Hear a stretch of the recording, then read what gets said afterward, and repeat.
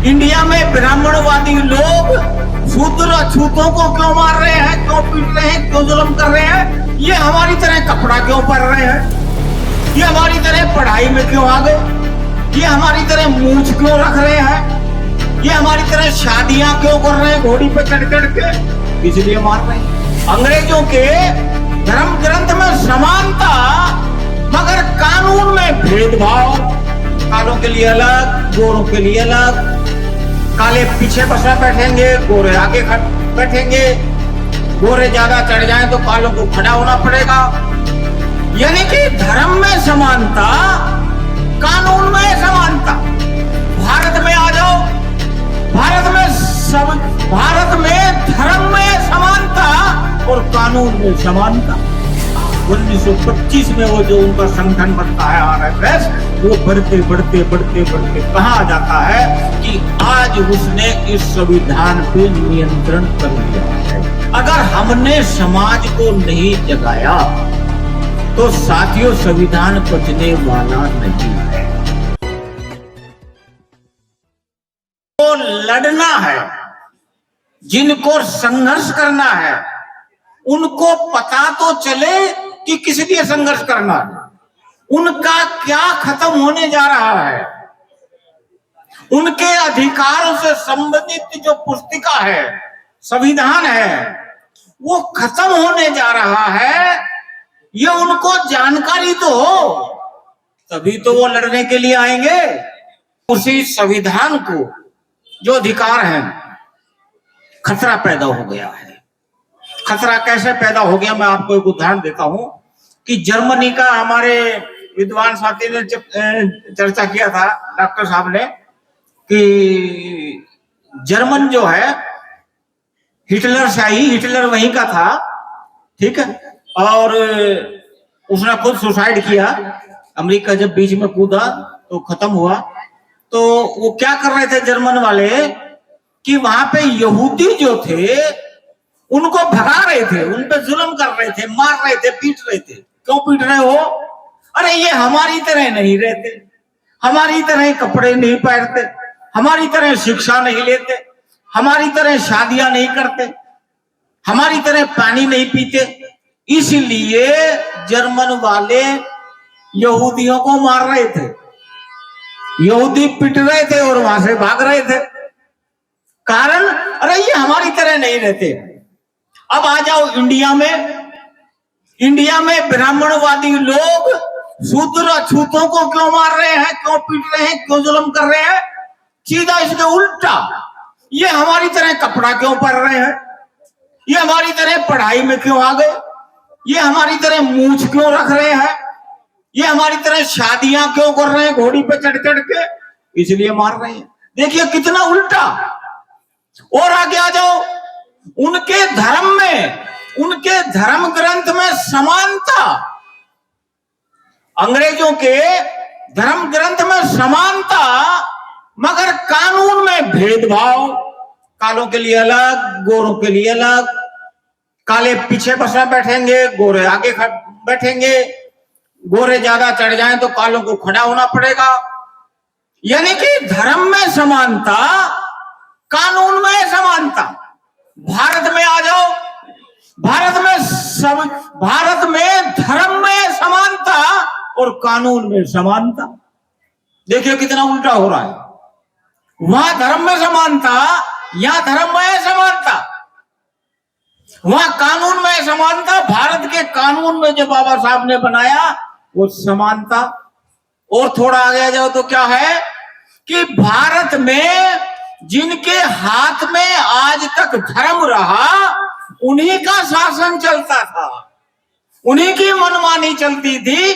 सत्ता पे वही, शिक्षा पे वही, धन पे वही, बाकी लोग नीचे सेवा करेंगे। यही धर्म था, यही कानून था उनका। अब जब नया संविधान बना दिया बाबा साहब ने, अब समस्या पैदा हो गई उनके लिए। अरे अब तो हम श्रेष्ठ नहीं रहे, अरे ये अब शेड्यूल कास्ट आने लगे, अरे ये महिलाएं आने लगी। जो धर्म उनको श्रेष्ठ मान रहा था, बाकियों को निकृष्ट मानता था, पाप योनि मानता था और कहता था तुम्हारे भाग में यही है, पुनर्जन्म के तुम्हारे बुरे कर्म है, इसलिए भुगतो। और वो देख रहा, अरे ये संविधान बनने से तो कानून बराबर आ गया। जब कानून बराबर आ गया तो उनकी वैल्यू खत्म हो रही है। अब उनका बेटा बड़ा अधिकारी बनता है तो इधर SC ST OBC के भी कर्मचारी क्लास वन बनते हैं, इधर महिलाएं भी आने लगी, बराबर में राष्ट्रपति तक बनती है, मुख्यमंत्री तक बनती है। तो ये समस्या उनके लिए पैदा हो गई। तब उन्होंने, आपको ध्यान होगा 1925 में वो जो उनका संगठन बनता है RSS, वो बढ़ते बढ़ते बढ़ते बढ़ते कहाँ आ जाता है कि आज उसने इस संविधान पे नियंत्रण कर लिया है। कौन लोग हैं जो नहीं आना देना चाहते? कौन लोग हैं जो वो धर्म के आधार पर ही देश को चलाना चाहते हैं? कौन लोग हैं जो धर्म के आधार पर ही ब्राह्मण क्षत्रिय वैश्य हम ही श्रेष्ठ रहेंगे, हमारा शिक्षा पे, शासन पे, प्रशासन पे, अर्थ पे, धर्म पे, धन पे हमारा ही नियंत्रण होगा, बाकी सब लोग हमारे नौकर होंगे? ये वो धर्म वाले आज सत्ता में आ गए हैं और आज संविधान उनके हाथ में आ गया है। ये चिंता का विषय है। अगर हमने समाज को नहीं जगाया तो साथियों संविधान बचने वाला नहीं है। उन्होंने लोकतंत्र को खत्म करने में कसर नहीं छोड़ रहे। लोकतंत्र में विपक्ष जो होता है जनता की आवाज होता है, मीडिया जो होता है वो जनता के कान और आंख और कान होता है। मीडिया जनता की, मीडिया हमारी सबकी कान आंख है, जबान है। मीडिया बोल सकता है कि आज है नियंत्रण में कर लिया है। विपक्ष बोल सकता है क्या? खरीद लिए, तोड़ रहे हैं, जेल में डाल रहे हैं। ऐसे वो एक एक करके सारे संविधान को, लोकतंत्र को खत्म करने पे तुले हुए हैं। आपकी वोट जगह है, उसका भी समाधान कर दिया है। उसके लिए भी EVM ले आए, SIR ले आए और वो बना दिया चुनाव आयोग, चुनाव आयुक्त बना दिया। आपकी वोट पता ही नहीं चलेगी कब कट गई और किसकी जुड़ गई, वो जीतेगा। तो ये संविधान के लिए जो खतरा पैदा हो रहा है, ये संविधान के खतरे का मतलब है हमारे बच्चों को आगे शिक्षा, रोजगार, बराबरी मिलने के रास्ते बंद किए जा रहे हैं। तो इसके लिए अगर हम ही नहीं जागेंगे तो बच्चे, हमें आने वाली पीढ़ी क्या करेंगी? तो इसलिए हम जगह जगह छोटी छोटी मीटिंग कर रहे हैं। बिना समाज को जगाए और बिना महिलाओं को साथ लिए कोई भी आंदोलन कभी सफल नहीं हो सकता है। हम महिलाओं को भी तैयार कर रहे हैं। अभी हमने कार्यक्रम बनाया, अगस्त तक 100 प्रचारक तैयार करेंगे। 100 प्रचारक 14 अप्रैल तक हमारे निधारी बैठे हैं। 14 अप्रैल तक 50 हम तैयार कर लेंगे, 14 अप्रैल तक। और अगस्त तक 50 और 100 करेंगे। और केवल पुरुष ही नहीं होंगे, पुरुष तो ये 100 होंगे ही होंगे। दिल्ली में भी 100 महिलाओं को हम प्रचारक के रूप में तैयार करेंगे और गुड़गांव में भी हम 100 महिलाओं को प्रचारक के रूप में तैयार करेंगे। अरे इनको अवसर तो दो एक बार, इन बहनों को, बेटियों को, माताओं को अवसर तो दो। तो देखिए कैसा मतलब जलवा पैदा होता है। सावित्रीबाई फूले एक ही हुई ना, एक ही हुई ना। देखो कितनी सावित्रीबाई फूले पैदा कर दी है। उसको एक दफा कहते हैं, वो क्या आदत थी सावित्रीबाई फूले की, कोई गरीब दिखा, जो घर में हुआ दे दिया, था कपड़ा भी दे दिया, रोटी भी दे दी। फूले जी घर से निकाल दिए थे। तो फूले जी कह रहे हैं कि सावित्री घर चलाना मुश्किल हो रहा है और तू जो भी मिलता है सामने आ जाता है, गरीब भूखा नंगा, तो सब कुछ ढाके दे देती है, घर चलाना मुश्किल हो रहा है।